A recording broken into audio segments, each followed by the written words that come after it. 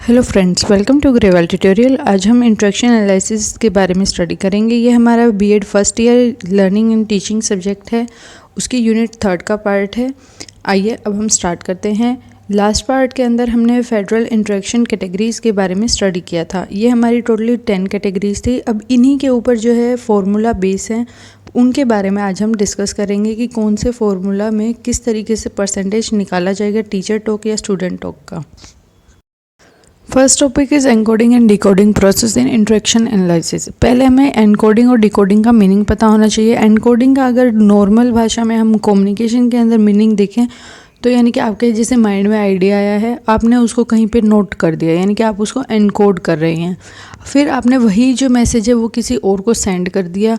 अब वो जो पढ़ रहा है उसको, और फिर वो क्या करेगा, डिकोडिंग, यानी कि वो उसको समझने की कोशिश करेगा कि ये क्या है एग्जैक्ट वे में।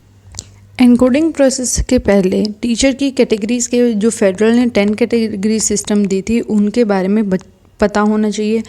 जब भी हम एनकोडिंग करेंगे उसके अंदर हमें मेनली क्या देखना होता है कि वर्बली कैसे बात हो रही है, साइलेंट कब हो रहा है, यानी कि ये चीज़ों को हमें नोटिंग करना है। साथ के साथ अगर आपके पास एनकोडिंग के स्किल्स हैं तो आप जो है करेक्टली उसको कर पाएंगे, यानी कि आपको पता चल जाएगा कि इन 10 कैटेगरीज़ में से अब क्लासरूम के अंदर कौन सा बिहेवियर चल रहा है। साथ के साथ हमें जो है 3 सेकंड के अंदर एक कैटेगरी के अंदर टिक करना होता है, यानी कि हर 3 सेकंड में आपको कैटेगरी डिसाइड करनी होगी कि ये जो है कौन सी कैटेगरी से बिहेवियर बिलोंग कर रहा है या फिर कौन सी कैटेगरी से नहीं कर रहा। अगर कहीं पे कन्फ्यूज़न अराइज होता है तो उसके अंदर भी कुछ डिसीज़न लिया जाएगा, जैसे कि मान लेते हैं कि फर्स्ट और थर्ड और फोर्थ कैटेगरी के अंदर डिफरेंस नहीं आपको समझ आ रहा, तो जहाँ तक कोशिश होगी आप उसको सॉल्व करने की कोशिश करेंगे। साथ के साथ अगर बिल्कुल ही सॉल्व ना आए तो यानी कि थर्ड या फोर्थ में से किसी भी एक को चूज़ किया जाएगा। जो सुपरवाइज़र होगा वो ऑब्ज़र्व करेगा, वॉच करेगा केयरफुली कि क्या इंटरेक्शन चल रही है, उसी के अकॉर्डिंग ही वो एनकोडिंग करेगा कि ये रिएक्शन या ये एक्टिविटी कौन सी कैटेगरी के अंदर आई है। He should be able to understand it also because he has to characterise each behaviour, यानी कि जो भी काम वहाँ चल रहा है उसको अंडरस्टैंड करना बहुत ज़रूरी है, तभी वो जो है कैटेगरी के अकॉर्डिंग डिवाइड कर पाएगा। एक इवेंट या एक्शन को एनकोड करने के लिए 3 सेकंड का टाइम लगेगा। इट मीन्स कि हम 1 मिनट में एटलीस्ट 20 कैटेगरीज को क्या है एनकोड करेंगे। साथ के साथ अगर 40 मिनट का हमारा लेक्चर होगा तो फर्स्ट 5 मिनट्स हम एनकोडिंग का प्रोसेस नहीं करेंगे, क्योंकि हम क्लासरूम को सेटल होने का टाइम देंगे। ये हमारा जो है एनकोडिंग प्रोसेस है।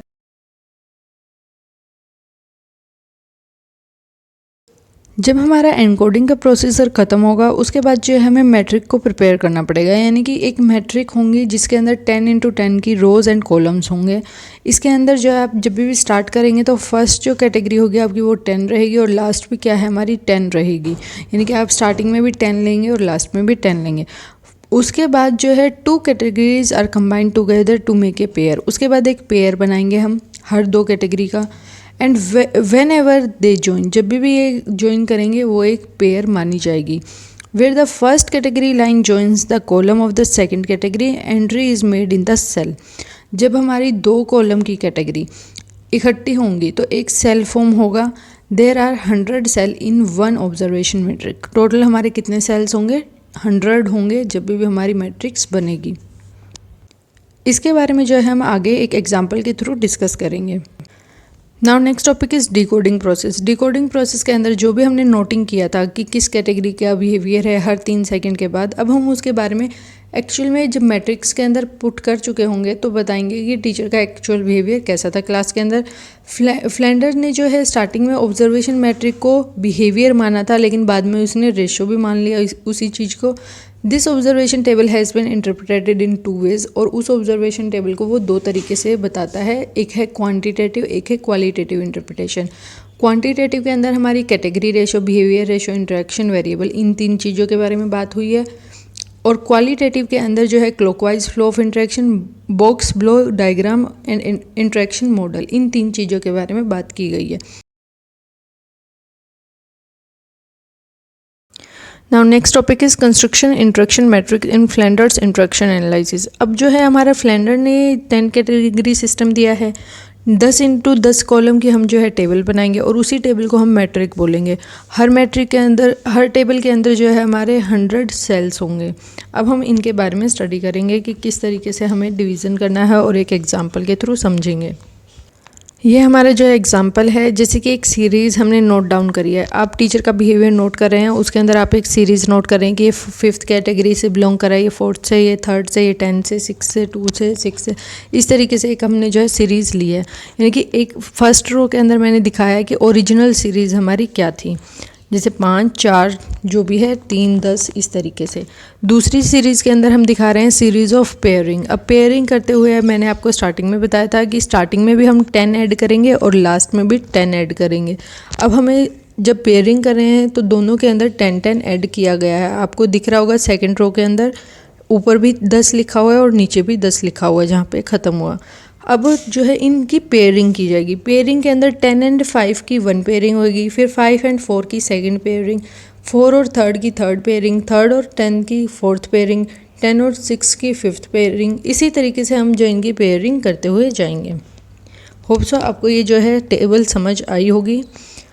अब जो है उसी तरीके से हम एक टेबल बनाएंगे। टेबल के अंदर जो है 10 इंटू 10 कॉलम की टेबल लेंगे। इसके अंदर भी वही नोट डाउन किया जाएगा कि फर्स्ट कैटेगरी में कौन सा बिहेवियर बिलोंग कर रहा है, और टोटल जब होगा दोनों तरफ का, ये हमारा 15 जैसे दिखाया गया है, ये इक्वली हमारा टोटल माना जाएगा। आपको बस इसी चीज़ का नोटिंग करना है कि किस तरीके से आपने बिहेवियर हर 3 सेकंड के अंदर नोट डाउन किया है। और ये हमारी जो है टेबल है, इसके अंदर टोटल 100 सेल्स हैं और 10 रो हैं और 10 ही हमारे कॉलम रहेंगे।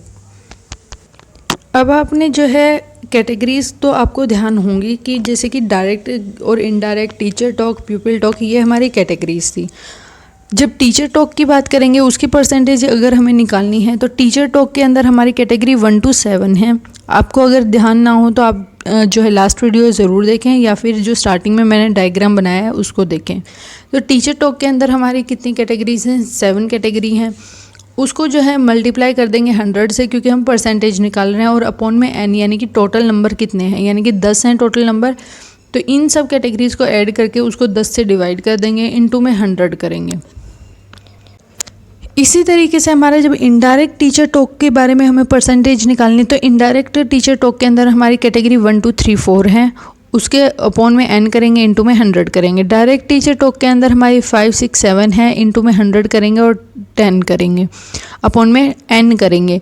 नेक्स्ट जो है टीचर आंसरिंग परसेंटेज निकालनी है, तो जिसके अंदर बच्चे ने क्वेश्चन पूछा और टीचर जो है आंसर दे पाए, तो वो हमारी कैटेगरी जो है 1 2 एंड 3 है, इनटू में 100। और जो नहीं है वो कौन सी नहीं है? 1 2 3 6 एंड 7। नेक्स्ट आता है टीचर आंसर परसेंटेज। इसके अंदर 4 कैटेगरीज हैं। जो 4th कैटेगरी है और कौन सी जो है नहीं बिलोंग करेगी, मतलब टोटल कैटेगरी इसके अंडर कितनी आ रही है? 5 4 और 5 आ रही है, इनटू में 100 करेंगे। नेक्स्ट आता है साइलेंस एंड कन्फ्यूज़न परसेंटेज। अब आपको साइलेंस और कन्फ्यूज़न की आपको पता ही है कि एक ही कैटेगरी है, वो हमारी 10 है, अपॉन में n करेंगे, इनटू में 100 करेंगे। ये जो है हमारे कुछ फार्मूलाज हैं। इन फार्मूला का ज़्यादा यूज़ तो है नहीं, लेकिन आपको जो है जस्ट एग्जाम्पल के लिए क्या है लिख के आने पड़ सकते हैं, तो इसलिए आप इनको जस्ट नोटिंग करें। वैसे आपको समझ आ ही गया होगा कि जब हम टीचर की बात करें तो हमारी कैटेगरी 1 2 3 4 5 6 7 है। डायरेक्ट के अंदर 1 2 3 4 हैं, इनडायरेक्ट के अंदर 5 6 7 हैं। इसी तरीके से साइलेंस कन्फ्यूज़न हमारा एक ही कैटेगरी है। टीचर जिसके अंदर आंसर देगा वो हमारी 3 कैटेगरी है, और टीचर को आंसर मिलेगा वो हमारी एक कैटेगरी है। आपको बस इतना ही याद रखना है, उसके अकॉर्डिंग आप फार्मूला जो है इजीली एक्सप्लेन कर सकते हैं। नीचे जो सब में n आएगा और इनटू में 100 आएगा, क्योंकि परसेंटेज हमें निकालनी है। होप सो आपको ये जो है फार्मूलाज और टेबल और एग्जांपल समझ आया हो। अगर आपको नहीं आ रहा है तो इसको 2-3 बार रिपीट में देखें, आपको समझ आएगा। Now next topic is precaution in the use of Flanders interaction analysis. First one क्या होगा कि जो ऑब्जर्वर होगा उसको हर चीज़ के बारे में नॉलेज होनी चाहिए, यानी कि फ्लैंडर्स ने 10 कैटेगरी सिस्टम दिया है, उसकी नॉलेज होनी चाहिए। हर 3 सेकंड में उसको नोटिंग करना आना चाहिए। नेक्स्ट आता है, ये हमारी एक एक्सप्लेनेटरी डिवाइस है। Therefore value judgement about good and bad teaching behaviour are avoided. ये हमारी क्या है? एक्सप्लेनेटरी। इसमें हमें एक एक्सप्लेनेशन देनी होती है कि टीचर का बिहेवियर कैसा रहा, ना कि हम उसको ये कहेंगे कि गंदा बिहेवियर है या अच्छा बिहेवियर है। This technique is not an evaluated device of classroom teaching. इसके अंदर हम क्लासरूम की टीचिंग के बारे में हम नहीं बता सकते। The accuracy of the observation depend upon the reliability of the observer. जितना अच्छा हमारा ऑब्जर्वर होगा उतनी ही अच्छी एक्यूरेसी हमें प्राप्त होगी। नेक्स्ट आता है at least 2 observer should code the classroom interaction for the analysing teaching and teacher behaviour. अगर आपको जो है एक्यूरेट रिजल्ट चाहिए तो उसके लिए जो है 2 ऑब्जर्वर को आप प्लेस करेंगे और दोनों ऑब्जर्वर को जो है नॉलेज होनी चाहिए कि फ्लैंडर इंटरेक्शन एनालिसिस के अंदर उन्हें करना क्या है।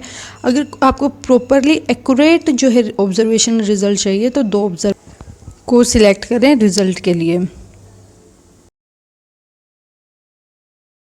Now next topic is rules for observation, यानी कि जो हम ऑब्जर्व कर रहे हैं उनके लिए क्या नियम हमें फॉलो करने पड़ेंगे। सबसे पहला आता है ऑब्जर्वर को अपना खुद का पॉइंट ऑफ व्यू नहीं देना होता है। इसके अंदर अगर 3 सेकंड से ज़्यादा ही एक कैटेगरी एक्टिवेट रहती है तो आपको जो है उसको नोट डाउन करते रहना होगा। साथ के साथ आपको ये देखना होगा कि अगर वो 3 सेकंड के बाद भी वो कैटेगरी चल रही है और उसके अंदर कोई चेंज नहीं आ रहा तो आप जो है रिपीट करेंगे, यानी कि सेम कैटेगरी को ही नोटिंग करते हुए जाएंगे। जैसे कि 1 1 1 वो चल रहा है तो फर्स्ट कैटेगरी का ही बिहेवियर है क्लासरूम के अंदर, तो आप ऐसे ही उसको नोट डाउन करेंगे। नेक्स्ट आता है अगर जो है आपको क्लियर ही नहीं हो रहा कि ये जो है बिहेवियर कौन सी कैटेगरी से बिलोंग करता है, तो जो हमारी कैटेगरी 5 है उससे जो भी दूर कैटेगरी है उसको हम नोट डाउन करेंगे। नेक्स्ट आता है should be noted down if there can be no decision between the category 2 and 3, तो हम 2 कैटेगरी को सिलेक्ट करेंगे। यानी कि जो हमारी कैटेगरी 2 है और 3 है उसका बिहेवियर अगर ऑलमोस्ट आपको सेम लग रहा है और आप समझ नहीं पा रहे कि कौन सी कैटेगरी में इसको नोट डाउन किया जाए, तो हमेशा उसको प्रेफरेंस सेकंड कैटेगरी में दी जाएगी। अगर साइलेंस जो है 3 सेकंड से ज़्यादा रह जाता है तो उसको हम 10 कैटेगरी के अंदर इंक्लूड करेंगे। अगर टीचर जो है स्टूडेंट को उसके नाम से बुलाती है तो हम जो है उसको कैटेगरी 4 में रिकॉर्ड करेंगे। अगर टीचर जो है रिपीट कर रही है स्टूडेंट का आंसर जो कि करेक्ट था तो उसको जो है हम रिकॉर्ड करेंगे कैटेगरी 2 में। अगर जो स्टूडेंट है वो एक स्टूडेंट बात करके टीचर से बैठता है और उसके बैठते ही दूसरा स्टूडेंट बोलना स्टार्ट कर देता है, तो ऐसे बिहेवियर को हम कैटेगरी 8 9 10 तीनों में से किसी में भी इंक्लूड कर सकते हैं। Expression like you are right, okay etcetera are related to category 2। अगर टीचर कह दे कि तुम सही हो, ओके है ये चीज़ें, तो वो उसको हम कैटेगरी 2 में इंक्लूड करेंगे। If the teacher cuts a joke without targeting any student then his behaviour will be recorded in category 2। अगर वो टीचर जो है किसी को पॉइंट आउट नहीं करता है और एक जोक मार देता है तो उसको हम कैटेगरी 2 में यूज़ करेंगे। लेकिन अगर जो है एक टीचर का बिहेवियर दूसरे स्टूडेंट के साथ सरकास्टिक बिहेवियर है, यानी कि अच्छा बिहेवियर नहीं कर रहा है वो उस बच्चे के साथ, तो उसको जो है हम कैटेगरी 7 में रिकॉर्ड करेंगे। If all the student speak together in answering A small question, अगर एक क्वेश्चन टीचर ने पूछा है जैसे कि स्टूडेंट से नेशनल एनिमल के बारे में पूछा गया है तो वो क्या है इकट्ठा ही इस जवाब दे रहे हैं, तो उसको हम कैटेगरी 8 के अंदर इंक्लूड करेंगे। ये जो हमारी कैटेगरी के बारे में अभी हमने रूल्स पढ़े हैं, इन्हीं रूल्स को आप जो है यूज़ कर सकते हैं। जो हमने कैटेगरी के बारे में डिस्कशन किया था कि जैसे कि साइलेंट एंड कन्फ्यूज़न हमारी कैटेगरी थी, एक्सेप्टेंस ऑफ फीलिंग कैटेगरी है, यानी कि उन्हीं कैटेगरी के एग्जाम्पल अगर पूछे जाएं तो ये जो 10 हमने रूल्स लिए हैं, जैसे कि सेकंड कैटेगरी का जो एग्जाम्पल इसमें दिया गया है उसी को आप जो है ईजिली लिख सकते हैं वहाँ।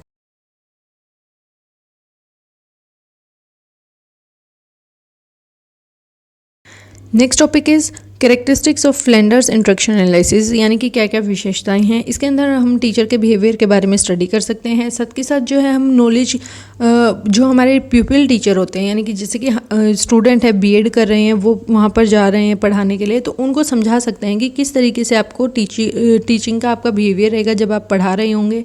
फिर नेक्स्ट आता है हमारा this can be used as helping aid during the micro teaching. जब हम माइक्रो टीचिंग के लेसन कर रहे हैं, छोटे लेसन कर रहे हैं, तो उस टाइम पे ये हमारे लिए यूज़फुल हो सकता है। Faithful technique of classroom evolution, हमें क्लासरूम के बारे में पढ़ना है, स्टडी करना है कि किस तरीके का है पूरा इन्वायरमेंट, तो इसके लिए अच्छा मेथड है। There is a provision for feedback, इसके अंदर ईजिली जो है हम फीडबैक दे सकते हैं कि टीचर का बिहेवियर कैसा है, स्टूडेंट का बिहेवियर कैसा है, कैटेगरीज के अकॉर्डिंग हम उनको डिवाइड कर सकते हैं। होप सो आपको ये टॉपिक जो है कम्प्लीटली समझ आया होगा कि फ्लैंडर इंटरेक्शन एनालिसिस सिस्टम हमारा क्या कह रहा है। साथ ही साथ आपको ये वीडियो कैसी लगी मुझे कमेंट में ज़रूर बताएं और ज़्यादा से ज़्यादा वीडियोज़ को शेयर करें। Thanks for watching.